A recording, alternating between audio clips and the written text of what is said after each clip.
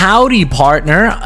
Yeah, I know. I haven't posted very much Bladers Rebirth today, but there it is. There's your daily dose of Bladers Rebirth.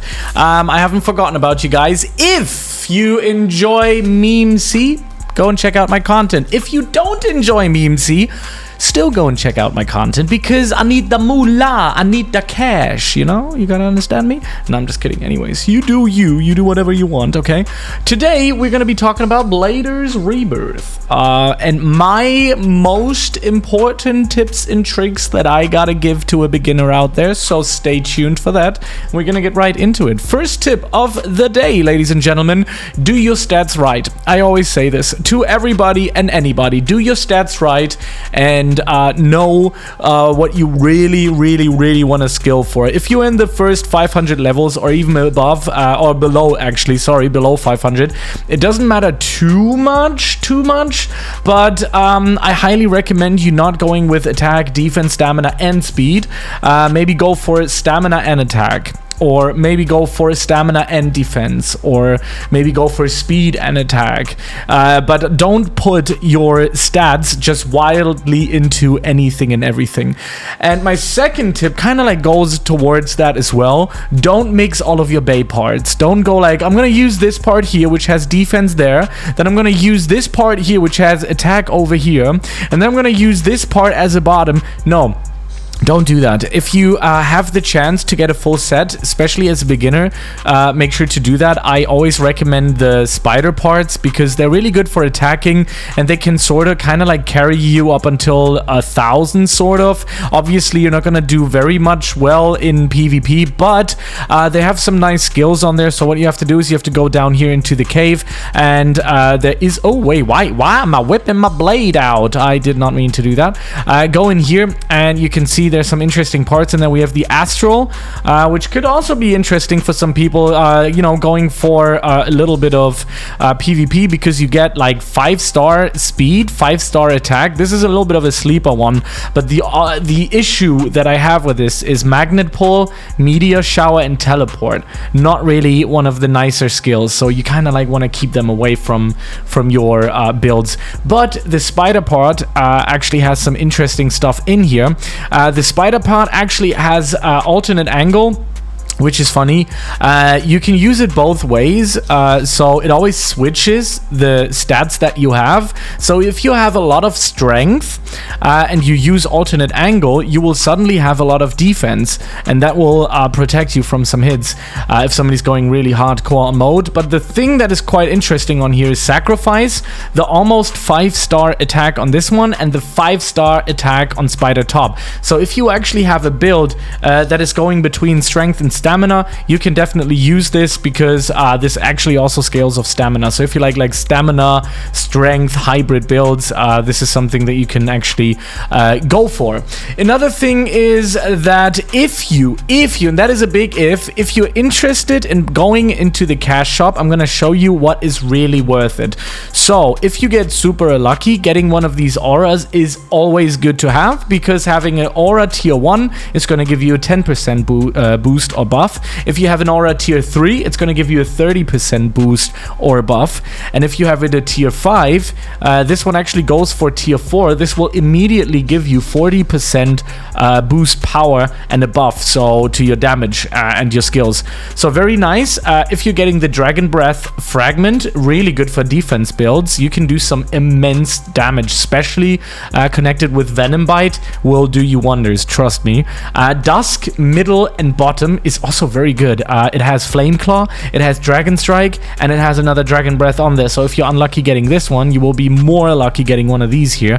And having that at a higher tier does a lot of magic, but as you can see, it can get super expensive. So getting a tier 5, I don't know, it's going to cost you a lot of money. I don't recommend that in the beginning, but I do have to say that the dusk parts are good. If you want to get any sort of game pass at all, if you want to spend some money, I highly recommend you getting the cooldowns and you're farming the bosses because you actually have chances of dropping auras there as well. Very important as well. And even if you're just starting out, it's super important to know because I was just talking about about bosses is the badges. Try to get your badges on every single one of your bays, because if you start a new bay, you have to get your badges again. I had to learn it the hard way. Some of my viewers actually mentioned this to me, so I did. Yeah, get all of the badges, get all of the bosses. Very, very important stuff. Make sure to do that. That gives you another 15% increased stat bonuses, which will immediately make you stronger as well. Now, let's say you're going into the realm of being level 500 and up, okay? I'm gonna tell you one thing that's super important by just like putting these bays onto the side here for just a second. But what is super important is getting a nice crystal. Of course, you don't need the nature crystal. I know it's costing 80 million, super difficult to get.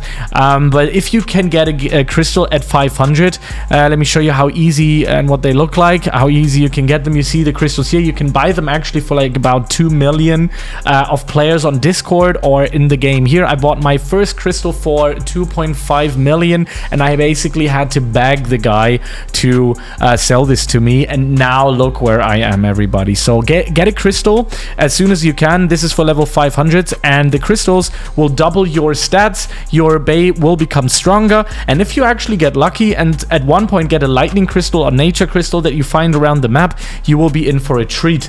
Trust me.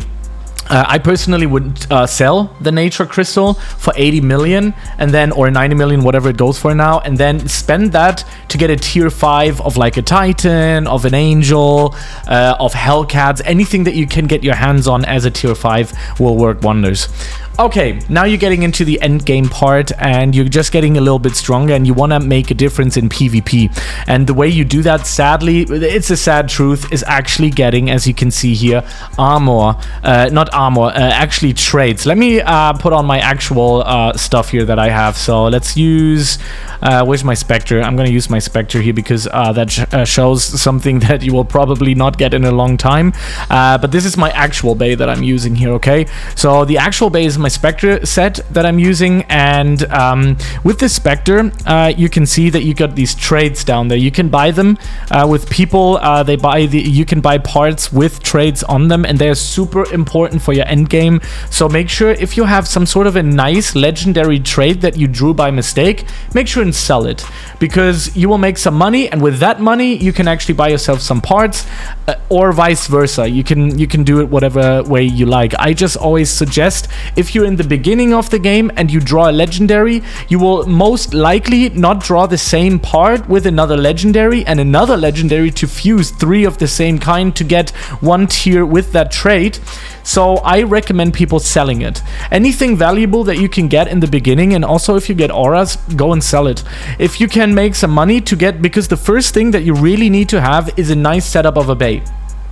You need a good bay.